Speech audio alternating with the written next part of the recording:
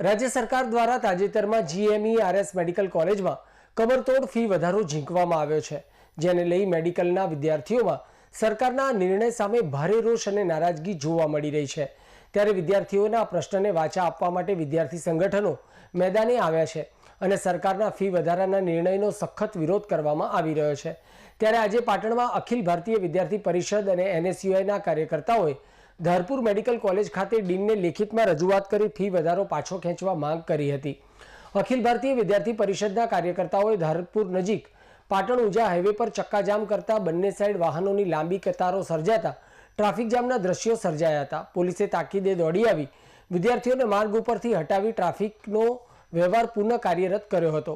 તો બીજી તરફ NSUIના કાર્યકર્તાઓ રેલી સ્વરૂપે ધારપુર મેડિકલ કોલેજ ખાતે પહોંચ્યા હતા અને સરકાર તેમજ આરોગ્ય મંત્રી વિરુદ્ધ સૂત્રોચ્ચાર પોકારી દેખાવો કર્યા હતા। એડિશનલ ડીનને ફી વધારો પાછો ખેંચવા રજૂઆત કરી હતી। જો આગામી સમયમાં વિદ્યાર્થીઓના હિતમાં સરકાર દ્વારા કોઈ નિર્ણય લેવાય નહીં તો NSUI દ્વારા ભગતસિંહના માર્ગે આંદોલન કરવામાં આવશે તેવી ચીમકી ઉચ્ચારી હતી। અખિલ ભારતીય વિદ્યાર્થી પરિષદ પાટણ દ્વારા આજે ધારપુર મેડિકલ કોલેજમાં ડીસીને રજૂઆત કરવામાં આવી છે। છેલ્લા ઘણા સમયથી મેડિકલ સોસાયટી દ્વારા ફીમાં ધરખમ વધારો કરવામાં આવી રહ્યો છે, જેમાં OBC છાત્રો માટે 66% અને ઓપન કેટેગરીના છાત્રો માટે 88% જેટલો ફીમાં વધારો કરવામાં આવી રહ્યો છે। તે વિદ્યાર્થીઓ સાથે અન્યાય છે, માટે અખિલ ભારતીય વિદ્યાર્થી પરિષદે આજે ડીસીને રજૂઆત કરી પાટણ ઊંઝા હાઈવે બ્લોક કર્યો છે, જેથી સરકાર જાગે અને વિદ્યાર્થીઓના આ પ્રશ્નનો વાચા આપી અને જલ્દીથી ફીમાં ઘટાડો કરે માટે અખિલ ભારતીય વિદ્યાર્થી પરિષદે ઉગ્ર રજૂઆત કરી છે। અને જો 2 દિવસની અંદર રજૂઆત માંગ સ્વીકારવામાં નહીં આવે તો વિદ્યાર્થી પરિષદ 13 કોલેજની અંદર ઉગ્ર આંદોલન કરશે, તેની જવાબદારી સરકારશ્રીની રહેશે।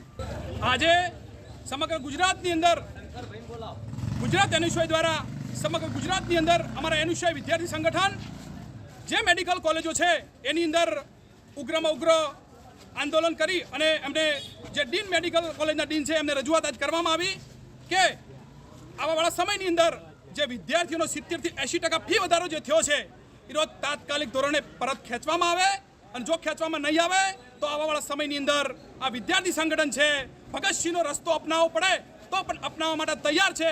એટલે આજે ધારપુર મેડિકલ કોલેજ ખાતે અમને ડીને આશ્વાસન આપ્યું છે કે 4 થી 5 દિવસની અંદર આનું સકારાત્મક પગલાં લઈ અને વિદ્યાર્થીઓના હિત માટે નિર્ણય લેવામાં આવશે એવી અમને ખાતરી આપી છે।